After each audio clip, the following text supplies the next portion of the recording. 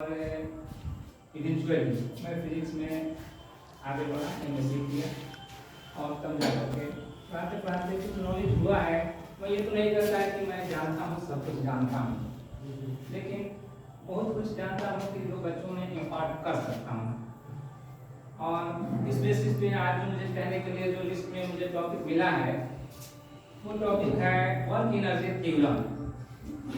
तो work energy theorem को explain करने के लिए मैं बहुत ब्रीफिंग में जाऊंगा, यहाँ पर कैलकुलेशन का हेल्प नहीं लूँगा। इतना ही कहूँगा इसमें कि कुछ समझ में आ भी जाए और बिल्कुल कॉम्प्लिकेशन नहीं हो। अगर किसी बॉडी को फोर्स अप्लाई किया जाए, पुश किया जाए, पुल किया जाए, धक्का दिया जाए और वो फोर्स के डायरेक्शन में डिस्प्लेस हो जाए, तो डिस्प्लेस हो जाए तो कहा जाता है कि बॉडी ने वर्क किया। अगर आप फोर्स अप्लाई कर रहे हैं और नहीं डिस्प्लेस हो रहा है तो वर्क नहीं हुआ कहा जाएगा। फिजिक्स का डेफिनेशन जो है वो यही है, अगर आपने फोर्स अप्लाई किया और डिस्प्लेसमेंट हुआ तो कहा जाएगा कि बॉडी ने वर्क किया। अगर नहीं डिस्प्लेस हुआ तो वर्क नहीं हुआ। अब रही बात कि मैथमेटिकल इसका कैलकुलेशन जो होगा क्या दिया पर्ची में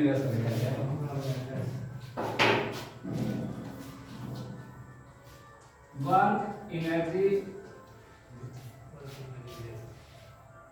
थ्योरम में रिलेशन नहीं है वो। थ्योरम सही है जी ना अगर उसमें उन्होंने सर ने जो दिया RAM ना होगा। REM अच्छा ध्यान तो मैं जानता हूँ। ठीक है ठीक है ठीक है।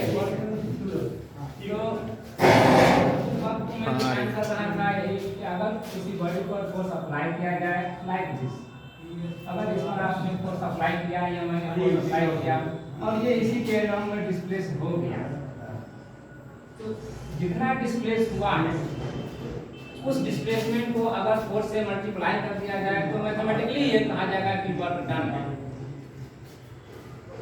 तो वर्क डन को हम लोग डिफाइन करते हैं मैथमेटिकली F × D। अब दूसरा टर्म है एनर्जी, जिसे हमें रिलेट करना है वर्क एनर्जी थ्योरम में। तो एनर्जी का कई काइंड्स है, जिसमें एक काइनेटिक एनर्जी है। काइनेटिक एनर्जी के साथ ही वर्क को रिलेट किया गया है। मोबाइल नहीं है तो अगर काइनेटिक एनर्जी समझ लें तभी हम वर्क एनर्जी थ्योरम को रिलेट कर सकते हैं। अगर कोई बड़ी मोशन में है, मूव कर रहा है, तो कहा जाएगा कि उसके पास जो कुछ भी एनर्जी है ड्यू टू मोशन वो काइनेटिक एनर्जी है। अब इसको कैलकुलेट कैसे करेंगे? तो कैलकुलेट करने के लिए हम किसी बॉडी को उसे मूविंग कंडीशन में है तो उसे स्टॉप करने की कोशिश करते हैं, रेस्ट में लाने की कोशिश करते हैं। रेस्ट में लाने के लिए जितना कुछ भी हम वर्क करते हैं, कहा जाता है वही वर्क जब तक वो मोशन में था तब तक वो काइनेटिक एनर्जी में था। तो काइनेटिक एनर्जी का जो एक्सप्रेशन होता है मैथमेटिकल, वो होता है हाफ mv²। अब सपोज कर लीजिए इसको हम रिलेट करना है वर्क के साथ। तो मान लीजिए कि यहाँ पर जब कोई बॉडी मूव कर रहा होगा तो उस वक्त इसके पास स्पीड वेलोसिटी v1 हो, और जब यहाँ से यहाँ तक आ गया हो तो उस वक्त उसके पास वेलोसिटी या स्पीड v2 रहा। तो चेंज इन वेलोसिटी तो हुआ, तो चेंज इन काइनेटिक एनर्जी भी होगा।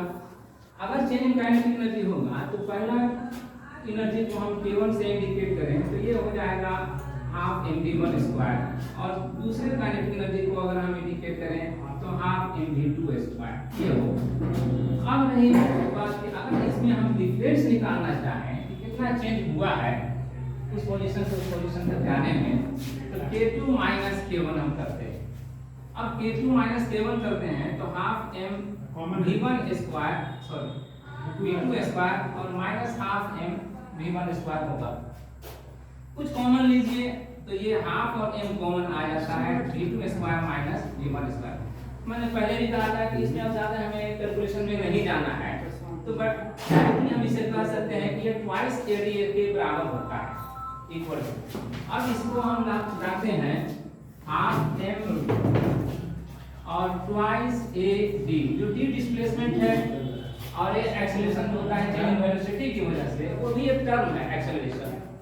अगर कहीं पर वेलोसिटी में चेंज हो रहा है तो एक्सेलरेशन आएगा, नहीं चेंज हो रहा है तो नहीं आएगा। तो वेलोसिटी में चेंज हुआ है इसलिए जरूर एक्सेलरेशन आया। 2 से 2 को कैंसिल कर दिया जाए और m को m से a से इंक्लूड कर दिया जाए और d के साथ ला दिया जाए।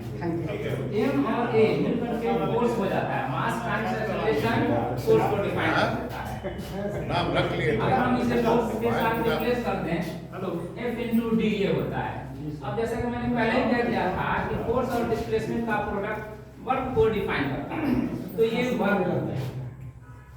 अब आप में से हम में से हर कोई देख सकते हैं कि चेंज इन काइनेटिक एनर्जी जो भी हुआ है K2 - K1 वो किसके इक्वल होगा कंट्रोल? वर्क के इक्वल होगा। और this is the work energy theorem. जहां कहीं भी काइनेटिक एनर्जी में चेंज होता है वहां पर वर्क होता है और वर्क उसके बराबर ही होता है जितना